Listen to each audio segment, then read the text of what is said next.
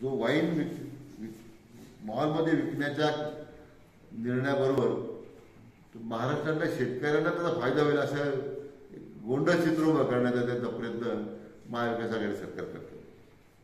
खरं म्हणजे इथं शेतकऱ्याचं कुठलंही जोपासण्याचं काम ते करत नाही. वाईन क्षेत्रामध्ये असणारी त्यांच्या नेत्यांची लोकांची भागीदारी, जे आता किरीट सोमाईनी संजय राऊतांच्याच कुटुंबाची भागीदारी वाईनच्या एका उद्योजकाबरोबर आहे असं जाहीरपणे सांगितलंय. मला वाटतं त्यामुळे वाईन मॉलमध्ये विकण्याच्या बाबतीमध्ये इंटरेस्ट कोणाचा होता हे आता उघड झालेलं आहे. त्यामुळे आम्ही समान कार्यक्रमाच्यावर आधारित सरकार स्थापन केलं. यांचा आता समान कार्यक्रम आता लोकांच्या समान चेहरा आता लोकांच्या पुढे आलेला आहे.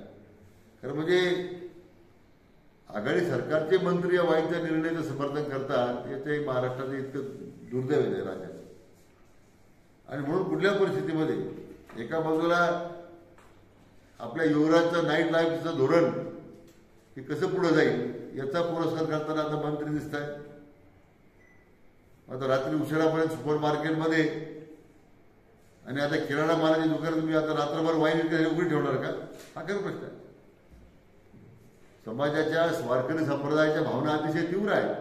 समाजाच्या भावना तीव्र आहे. आदरणीय